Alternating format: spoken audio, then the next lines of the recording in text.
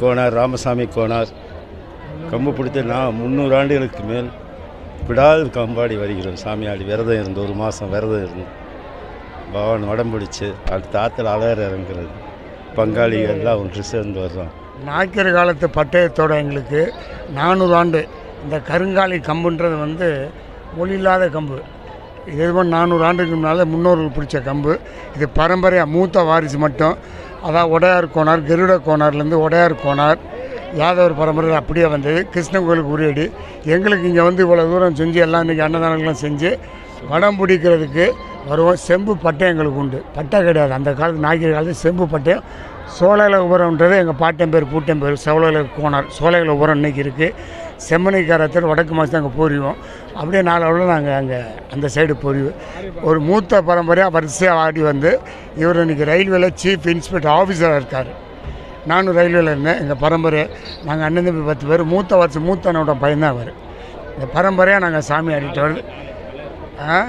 அழகர் கோயிலுக்கு போவோம். அங்கே அழகர் கோயிலும் எங்களுக்கு மாலை மரியாதை உண்டு. அழகமலையான்ட்டு துளசி மாலை அங்கேயும் உண்டு. இங்கே வடம் பிடிக்க போவோம். அங்கேயும் பட்டத்தில் இருக்கும். நாய்க்கிற காலத்தில் எங்களுக்கு பட்டயம் தான் பட்டாவே கிடையாது. அதுலேருந்து ஒன்றும் அப்புறம் தான் இருக்கும். வருஷம் வரப்போ குடும்பத்தின் வளர்ச்சி அதிகமாகிக்கிட்டு தான் இருக்குது. குடும்ப வளர்ச்சி எல்லாரும் பிள்ளைங்களுக்கு பாக்கியம் அது நம்ம கொடுக்குறோமா உறுதி கொடுக்குறப்ப அந்த இது அமையுது. அப்படியே பல்லாயிரக்கணக்கான மக்கள் மத்தியில் நீங்கள் இப்படி ஒரு இதாக வரும்போது எல்லாரும் உங்கள்கிட்ட ஒரு மரியாதைலாம் வாங்குறாங்க. இது நீங்கள் எப்படி உணர்ந்தீங்க? அவங்க நினச்சதும் நம்ம கொடுக்குற உறுதினால அது நடந்ததாக அவங்களும் நினச்சது வந்துக்கிட்டு இருக்காங்க. அதை நல்லபடியாக நினச்சி உறுதி கொடுத்து முன்னோர்களை நினச்சி தெய்வத்தை நினச்சி உறுதி கொடுத்துட்டு அப்படியே போய்கிட்டே இருக்கு. உங்களுக்கு எத்தனை வருஷமாக தெரிவிக்கிறாங்க? 20 வருஷத்துக்கு மேலே வந்துக்கிட்டு இருக்கேன். எங்கள் அப்பா ஒரு 20 வருஷத்துக்கு மேலே இல்லை. தாத்தா ஒரு 40 வருஷம். எங்கள் தாத்தாவோட மூத்தவர் ஒரு 40-50 வருஷம் ஆகுங்க.